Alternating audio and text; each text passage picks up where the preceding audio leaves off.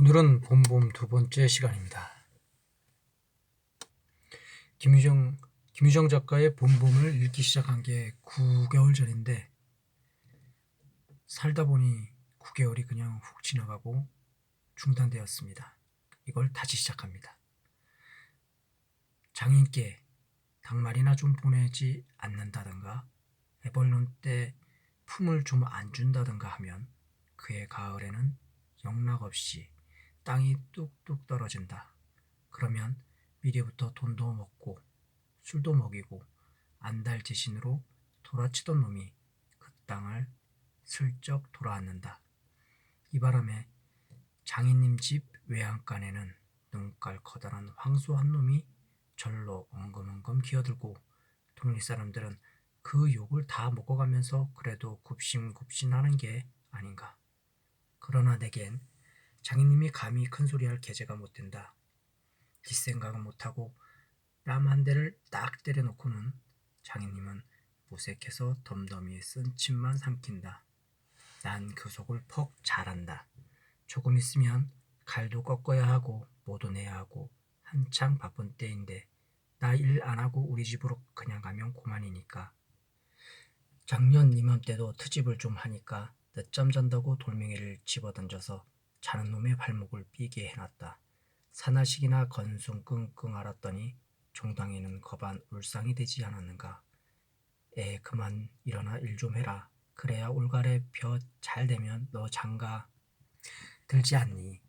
그래 기가 번쩍 뛰어서 그날로 일어나서 남의 이틀 품 들일 돈을 혼자 삶아 놓으니까 장인님도 눈깔이 커다랗게 놀랐다. 그럼 정말로 가을에 와서 혼인을 시켜줘야 원 경우가 옳지 않겠나. 벼섬을 척척 들여 쌓아도 다른 소리는 없고 불덩이를 이고 들어오는 점순이를 담배통으로 가리키며 이 자식아 미처 커야지 저걸 무슨 혼인을 한다고 그러니 원 하고 남 낯짝만 불게 해주고 고만이다. 굴김에 그저 이놈의 장인님 하고 댓돌에다 메꽂고 우리 고향으로 내뺄까 하다가 꾹꾹 참고 말았다. 참말이지 난 이 꼴하고는 집으로 차마 못 간다. 장가를 들러 갔다가 오죽 못났어야 그대로 쫓겨왔느냐고 손가락질을 받을 테니까. 눈뚝에서 벌떡 일어나 한풀 죽은 장인님 앞으로 다가서며 난 갈테야요. 그동안 사경 쳐내슈. 너 사이로 왔지 어디 머슴살로 왔니? 그러면 얼찐 성례를 해줘야 안 하지유. 밤낮 부려만 묻고 해준다 해준다. 글쎄 내가 안 하는 거냐 그년이 안 크니까 하고 얼음얼음 담배만 담으면서 늘 하는 소리를 또 늘어놓는다.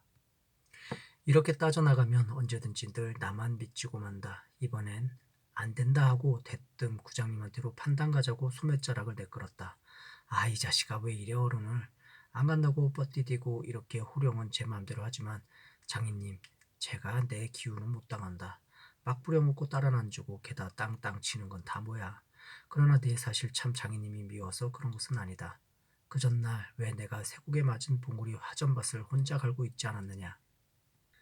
밭 가생이로 돌적마다 야릇한 꽃내가 물컥물컥 코를 찌르고 머리 위에서 벌들은 가끔 붕붕 소리를 친다. 바위 틈에서 샘물소리밖에 안 들리는 산골짜기니까 맑은 하늘의 봄볕은 이불 속같이 따스하고 꼭 꿈꾸는 것 같다. 나는 몸이 나른하고 몸살을 아직 모르지만 병이 나려고 그러는지 가슴이 울렁울렁하고 이랬다. 이러이 말이 맘마마 이렇게 노래를 하며 소를 부리면 여느 때 같으면 어깨가 으쓱으쓱한다. 웬일인지 반도 갈지 않아서 온몸에 맥이 풀리고 대고 짜증만 난다. 공연히 소만 들입다 두들기며 아냐 아냐 이 망할 자식의 소. 장인의 소니까 대리를 꺾어줄라. 그러나 내 속은 정말 아냐 때문이 아니라 점심을 이고 온 점순이의 키를 보고 우라가 났던 것이다. 점순이는 뭐 그리 썩 예쁜 계집애는 못 된다. 그렇다고 개떡이냐 하면 그런 것도 아니고 꼭 내 아래가 돼야 할 만치 그저 툭툭하게 생긴 얼굴이다. 나보다 10년이 아래니까 올해 16인데 몸은 남보다 2살이나 덜 자랐다. 남은 잘도 훤칠이들 크건만 이건 위아래가 뭉툭한 것이 내 눈에는 헐없이 감참해 같다. 참외 중에는 감참외가 제일 맛좋고 예쁘니까 말이다. 둥글고 커다란 눈은 서글서글하니 좋고 좀 지쳐 찢어졌지만 입은 밥술이나 톡톡히 먹음직하니 좋다. 아따 밥만 많이 먹게 되면 팔자는 고만 아니냐. 한데 한 가지 파가 있다면 가끔가다 몸이 장인님은 이걸 채신이 없이 들까본다고 하지만 너무 빨리빨리 논다. 그래서 밥을 나르다가 때없이 풀밭에서 깨박을 쳐서 흑투성이 밥을 곧잘 먹인다. 안 먹으면 무안해할까 봐서 이걸 씹고 앉았노라면 으적으적 소리만 나고 돌을 먹는 겐지 밥을 먹는 겐지 그러나 이날은 웬일인지 성한 밥재로 밥머리에 곱게 내려놓았다. 그리고 또 내외를 해야 하니까 저만큼 떨어져 이쪽으로 등을 향하고 웅크리고 앉아서 그런 나기를 기다린다. 내가 다 먹고 물러섰을 때 그릇을 와서 챙기는데 그런데 난 깜짝 놀라지 않았느냐. 고개를 푹 숙이고 밥 한 지에 그릇을 포개면서 날더러 들으라. 는지 혹은 제 소린지 밤낮 일만 하다 말 텐가 하고 혼자 쫑얼거린다. 고대 잘 내외하다가 이게 무슨 소린가 하고 난 정신이 얼떨떨했다. 그러면서도 한편 무슨 좋은 수가 있는가 싶어서 나도 공중을 대고 혼잣말로 그럼 어떻게 하니까 성례시켜 달라지 뭘 어떻게 해 하고 대알지기에 쏘아붙이고 얼굴이 빨개져서 산으로 그저 도망질을 친다. 나는 잠시 동안 어떻게 되는 셈판인지 맥을 몰라서 그 뒷모양만 덤덤히 바라보았다. 봄이 되면 온갖 추목이 물이 오르고 싹이 트곤 한다. 사람도 아마 그런가 보다 하고 며칠 내에 부쩍 속으로 잘한 듯 싶은 점순이가 여간 반가운 것이 아니다. 이런 걸 멀쩡하게 안지거리다고 하니까 우리가 구장님을 찾아갔을 때 그는 쌀이면 밖에 있는 돼지 우리에서 죽을 퍼주고 있었다. 서울에 좀 갔다 오더니 사람은 점잖아야 한다고 옷샘이 얼른 보면 지붕에 앉은 제비 꼬랑지 같다. 양쪽으로 뾰족이 뻗치고 그걸 애엠하고 늘 쓰다듬는 손버릇이 있다. 우리를 멀뚱히 쳐다보고 미리 알아챘는지 왜 일을 하다 말고 그래 하더니 손을 올려서 그 애엠을 한번 후딱 했다. 구장님 우리 장인님과 처음에 계약하기를 먼저 덤비는 장인님을 뒤로 떠다밀고 내가 허둥지둥 달려들다가 가만히 생각하고 아니 우리 빙장님과 처음에 하고 첫 번부터 다시 말을 고쳤다. 장인님은 빙장님 해야 좋아하고 밖에 나와서 장인님 하면 갠슬에 고를 내려둔다. 뱀도 뱀이라 야 좋으냐고 창피스러우니 땀 듣는 애는 제발 빙자님 빙모님 하라고 일상당조집을 받아오면서 난 그것도 잡고 있는다. 당장도 장인님 하다 옆에서 내 발등을 쿡 밟고 곁눈질을 흘기는 바람에야 겨우 알았지만 구장님도 내 이야기를 자세히 듣더니 퍽 딱한 모양이었다. 하기야 구장님뿐만 아니라 누구든지 다 그럴 게다. 길게 길러둔 새끼 손톱으로 코를 후벼서 저리 탁 튀기며 그럼 봉필씨 얼른 성례를 시켜주구려. 그렇게까지 제가 하고 싶다는 걸 하고 내 짐작대로 말했다. 그러나 이 말에 장인님은 삿대질로 눈을 벌아리고 아 성례고 뭐고 계집애년이 미처 자라야 할 게 아닌가 하니까 고마운 벌수룩해서 입맛만 쩍쩍 다실 뿐이 아닌가. 그것도 그래 거진 4년 동안에도 안 자랐다니 극히 언제 자라지요. 다 그만두고 사경 내시오. 글쎄 이 자식아 내가 크지 말라고 그랬니 왜 날 보고 떼냐. 빅모님은 참새만 한 것이 그럼 어떻게 애를 낳지요. 사실 장모님은 점순이보다도 기대기 하나가 작다. 장인님은 이 말을 듣고 껄껄 웃더니 그러나 암만 해도 돌씹은 상이다. 코를 푸는 척하고 날 은근히 골리려고 팔꿈치로 옆 갈비뼈를 톡 치는 것이다. 더럽다. 나도 종아리에 파리를 쫓는 척하고 허리를 구부리며 그 공둥이를 꽉 때밀었다. 장인님은 앞으로 우찔끈하고 사리문기로 쓰러질 듯하다 몸을 바로 고치더니 눈총을 몹시 쏘았다. 이런 상년의 자식하곤 싶으나 남의 앞이라서 차마 못하고 섰는 그 꼴이 보기에 퍽 쟁그라웠다. 그러나 이 밖에는 별반 신통한 기정을 얻지 못하고 도로 논으로 돌아와서 뭐를 부었다. 왜냐하면 장인님이 뭐라고 귓속말로 수군수군 하고 간 뒤다. 부장님이 날 위해서 조용히 데리고 아래와 같이 일러주었기 때문이다. 뭉태의 말은 구장님이 장인님에게 땅 두마지기 얻어붙이니까 그래 깨었다고 하지만 난 그렇게 생각 않는다. 자네 말도 하기야 옳지. 암 나이 찼으니까 아들이 급하다는 게 잘못된 말은 아니야. 하지만 동서가 한창 바쁜 때 일을 안 한다든가 집으로 달아나든가 하면 손해죄로 그것도 징역을 가거든. 여기에 그만 정신이 번쩍 났다. 왜 요전에 상품하에서 산에 불 좀 놓았다고 징역 간 거 못 봤나? 재산에 불을 놓아도 징역을 가는 이때인데 남의 농사를 버려주니 죄가 얼마나 중한가.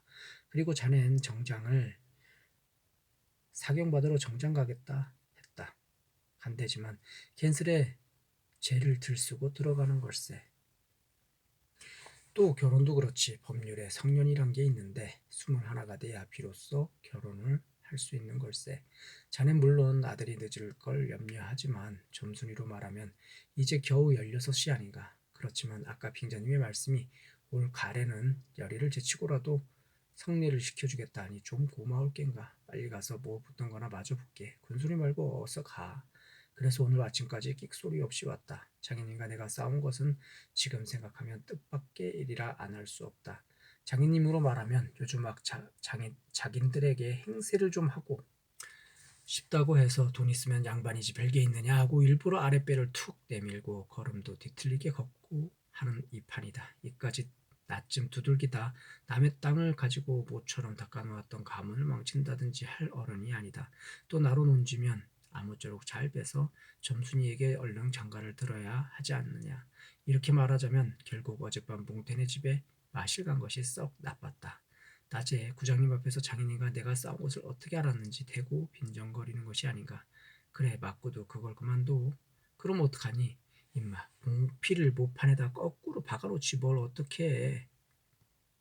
하고 괜히 내 대신 화를 내가지고 주먹질을 하다 등장까지 쳤다. 놈이 본시 갈갈하지만 그래 놓고 날더러 석유값을 물라고 막 지다위를 붙는다. 나 노안이 봉번해서 잠자코 앉았으니까 저반 연방 칫거리는 소리가 밤낮일만 해주고도 있을 테냐. 영득이는 1년을 살고도 정갈 들었는데 넌 4년이나 살고도 더 살아야 해. 내가 세 번째 사인 줄이나 아니. 세 번째 사이. 남의 일이라도 분하다 이 자식아. 우물에 가 빠져 죽어. 나중에는 겨우 손톱으로 목을 따라고까지 하고 제 아들같이 함부로 훅닥이었다. 별의별 소리를 다해서 그대로 옮길 수는 없으나 그 줄거리는 이렇다. 우리 장인님의 딸이 셋이 있는데 맏딸은 재작년 가을에 시집을 갔다. 정말은 시집을 간 것이 아니라 그 딸도 대릴사이를 해가지고 있다가 내보냈다. 그런데 딸이 10살 때부터 19, 즉 10년 동안 대릴사이를 갈아들이기를 동리에선 사이부자라고 이름이 났지만은 연놈이는 참 너무 많다. 장인님이 아들은 없고 딸만 있는 거로 그 다음 딸을 대릴사이를 해 올 때까지는 부려먹지 않으면 안 된다. 물론 머슴을 두면 좋지만 그건 돈이 되니까 일 잘하는 놈을 고르느라고 연방 바꿔드렸다. 또 한편 놈들이 욕만 줄창 뽑고 심의도 부려먹으니까 벨이 상해서 달아나기도 했겠지. 점순이는 둘째 딸인가 내가 일테면 그 세 번째 대릴 사이로 온 셈이다. 내 담으로 네 번째 놈이 들어올 것은 내가 일도 참 잘하고 그리고 사람이 좀 어수룩하니까 장인님이 잔뜩 붙들고 놓질 않는다. 셋째 딸이 인제 6살, 적어도 10살은 돼야 대릴 사이를 할 테므로 그동안은 죽도록 부려먹어야 된다. 그러니 인제는 속 좀 차리고 장가를 들여달라고 떼를 쓰고 나자빠져라 이것이다. 나는 건성으로 엉엉하며 귓등으로 들었다. 뭉태는 땅을 얻어붙이다가 떨어진 뒤로는 장인님만 보면 공연히 못 먹어서 으르렁거린다. 그것도 장인님이 져달라고 할 적에 제 집에서 위한다는 그 감투. 예전에는 원님이 쓰던 것이라나 옆구리에 뿅뿅 좀 먹은 걸레를 선뜻 주었더라면 그럴 리도 없었던 걸. 그러나 나는 뭉태란 놈의 말을 전수히 고지 듣지 않았다. 꼭 고지 들었다면 간밤에 와서 장인님과 싸웠지 무사히 있었을 리가 없지 않은가. 그러면 딸에게까지 인심을 잃은 장인님이 혼자 나빴다. 실토이지. 나는 점순이가 아침상을 가지고 나올 때까지는 오늘은 또 얼마나 밥을 담았나 하고 이것만 생각했다. 상에는 된장찌개하고 간장종 한 종지, 조밥 한 그릇, 그리고 밥보다 더 수부룩하게 담은 산나물이 한 대접. 이렇다. 나물은 점순이가 틈틈이 해오니까 2대접이고 4대접이고 멋대로 먹어도 좋으나 밥은 장인님이 한 사발 외엔 더 주지 말라고 해서 안 된다. 그런데 점순이가 그 상을 내 앞에 내놓으며 제 말로 짓거리는 소리가 구장님한테 갔다 그냥 운담 그래?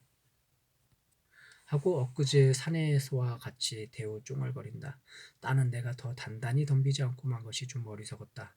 속으로 그랬다. 나도 저쪽 벽을 향하여 외면하면서 내 말로 안 된다는 걸 그럼 어떡한담 하니까 쇠물 잡아채지 그냥 둬 이 바보야 하고 또 얼굴이 빨개지면서 성을 내며 안으로 셀쭉하니 티 들어가지 않느냐. 이때 아무도 본 사람이 없었기에 망정이지 보았다면 내 얼굴이 어미 잃은 항세새끼처럼 가엾다 했을 것이다. 사실 이때만큼 슬펐던 일이 또 있었는지 모른다. 다른 사람은 앞만 못생겼다 해도 괜찮지만 내 아내 될 점순이가 병신으로 본다면 참 신세는 따분하다. 밥을 먹은 뒤 지게를 지고 일터로 가려 하다 도로 벗어던지고 바깥마당 공소기에 들어누워서 나는 차라리 죽는 이만 갖지 못하다 생각했다. 내가 일 안 하면 장인님 저는 나이가 먹어 못하고 결국 농사 못 짓고 만다. 뒷짐으로 트림을 꿀꺽하고 내 몸 밖으로 나오다 날 보고서 이 자식아 너 왜 또 그러니? 감기약이 났어요. 아이고 배야. 기껏 밥 처먹고 나서 무슨 감기약이야. 남의 농사 버려주면 이 자식아 징역 간다 봐라. 가도 좋아요. 아이고 배야. 참말 난 일 안 해서 징역 가도 좋다 생각했다. 이루 아들을 낳아도 그 앞에서 바보 바보 이렇게 별명을 들을 테니까 오늘은 열쪽이 난데도 결정을 내고 싶었다. 장인님이 일어나라고 해도 내가 안 일어나니까 눈에 독이 올라서 저편으로 횡하게 가더니 지게 막대기를 들고 왔다. 그리고 그걸로 내 허리를 마치 들떠넘기듯이 쿡 찍어서 넘기고 했다. 밥을 잔뜩 먹고 딱딱한 배가 그럴 적마다 퉁겨지면서 별창이 꼿꼿한 것이 여간 캥기지 않았다. 그래도 안 일어나니까 이번엔 배를 지게 막대기로 위에서 쿡쿡 찌르고 발길로 옆구리를 차고 했다. 장인님은 원체 심청이 굳어서 그렇지만 나도 저만 못하지 않기에 배를 채웠다. 아픈 곳을 눈을 꽉 감고 넌 해라 난 재미난 듯이 있었으나 볼기짝을 후려 갈길 적에는 나도 모르는 결에 벌떡 일어나서 그 수염을 잡아챘다마는 내 꼴이 난 것이 아니라 정말은 아까부터 부엌 뒤 울타리 구멍으로 점순이가 우리들의 꼴을 몰래 엿보고 있었기 때문이다. 가뜩이나 말 한마디 똑똑히 못한다고 바보라는데 몇 가지 잠자코 맞는 걸 보면 짜장 바보로 알 게 아닌가. 오늘은 여기까지입니다.